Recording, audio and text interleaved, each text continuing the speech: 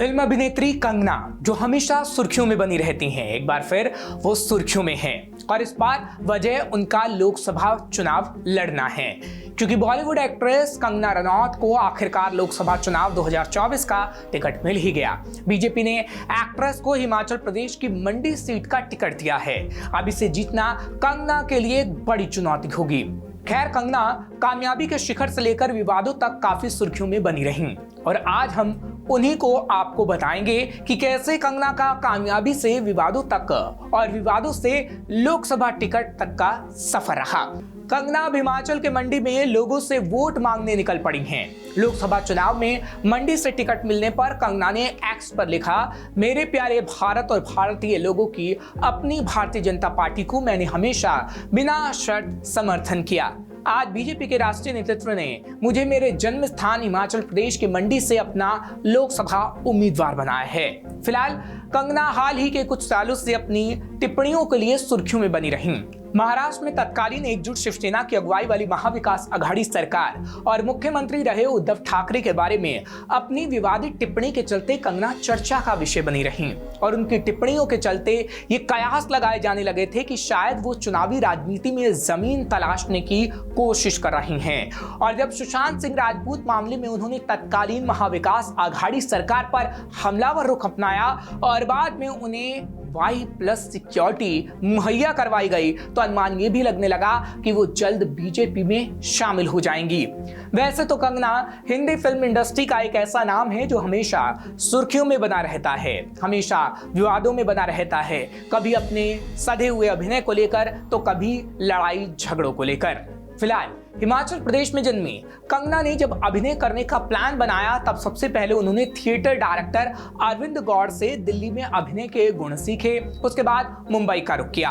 मुंबई में आने के बाद कंगना की जद्दोजहद शुरू हुई, लेकिन उस समय कंगना को आदित्य पंचोली का साथ मिला। दोनों की दोस्ती खूब चर्चा में बनी रही और कंगना को आदित्य पंचोली की गर्लफ्रेंड तक बता दिया गया, जिसके बाद मंजिल की तलाश करते करते कंगना की मुलाकात फिल्मकार महेश भट्ट से हुई, जिन्होंने 2006 में अनुराग बासु के निर्देशन में बनी फिल्म गैंगस्टर में कंगना को लीड रोल दे दिया। इस पहली फिल्म के किरदार ने कंगना को सुर्खियों में लाकर खड़ा कर दिया। कंगना ने अपनी पहली फिल्म में इतना सधा हुआ अभिनय किया कि न सिर्फ वाहवाही मिली, इन्हें फिल्म फेयर का बेस्ट डेब्यू अवार्ड भी मिल गया। साल 2007 में कंगना की वो लम्हे और लाइव इन मेट्रो जैसी फिल्म आई, मगर 2008 की फिल्म फैशन ने कंगना को अलग ही मुकाम दे दिया। मधुर भंडारकर के फिल्म फैशन इंडस्ट्री की कहानी कह रही थी, जिसमें प्रियंका चोपड़ा तो लीड रोल में थीं, लेकिन इस फिल्म में कंगना का किरदार छोटा था, लेकिन वो छोटा किरदार इतना मजबूत बना कि इन्हें सपोर्टिंग रोल के लिए राष्ट्रीय पुरस्कार मिला। इसी साल उनकी फिल्म राज 3 भी रिलीज हो गई थी। 2008 में कंगना सुर्खियों में फिर आई अपने रिश्तों को लेकर, जब राज 3 के हीरो अध्ययन सुमन के साथ इनके रिलेशनशिप की खबरों ने हेडलाइन बनना शुरू कर दिया, मगर कुछ ही समय में इनका रिश्ता टूट गया। यहाँ तक कंगना ने बॉलीवुड में अपने लिए अच्छा मुकाम तो हासिल कर लिया, मगर इन पर ठप्पा लग गया था एक ही तरह के सीरियस रोल करने का। वैसे ये भी हकीकत है कि फिल्म इंडस्ट्री में जब कोई किरदार या कोई फॉर्मूला हिट होता है तो उसकी लाइन लग जाती है। कंगना के साथ भी कुछ ऐसा ही हो रहा था, मगर कहते हैं कि नसीब अगर आपके साथ होता है तो मंजिल तक पहुंचने में जरूरत की हर चीज आपके सामने आती है।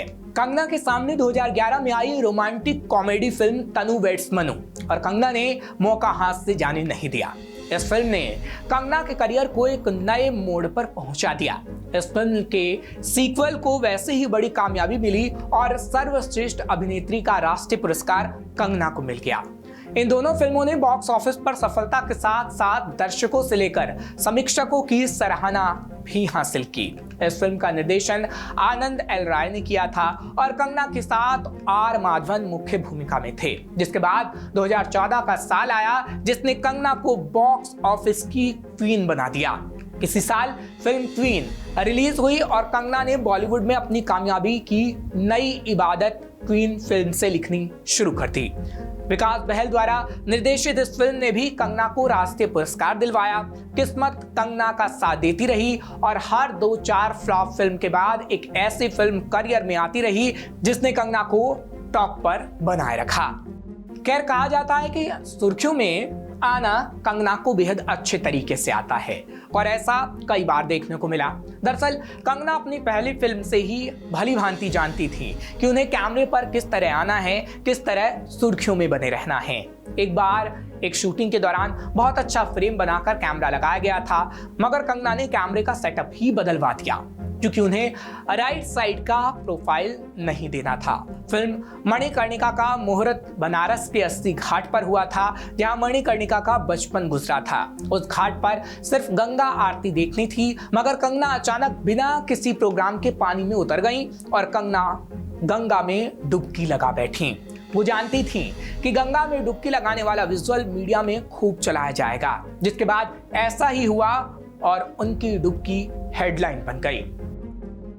खैर, कई बार जब उनके साथ विवाद हुआ तब उनसे कई सवाल पूछे गए, तो इनमें कोई शक की बात नहीं है कि बिना झिझक बिंदास होकर उन्होंने कहा, मैं जो कुछ भी हूं अपने दम पर बनी हूं, इसलिए किसी की परवाह नहीं करती। यानी कंगना का अंदाज हमेशा निराला और अलग नजर आया है।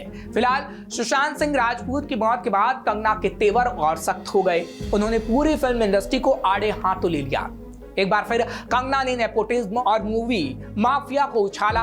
करण जौहर हो या सलमान खान, शाहरुख खान और आमिर खान, सब पर कंगना ने निशाना साधा। इतना ही नहीं, उस महेश भट्ट से भी झगड़ा कर लिया जिसने कंगना को पहला मौका दिया और गैंगस्टर, वो लम्हे और राज 3 जैसी सफल फिल्मों का हिस्सा बनाया।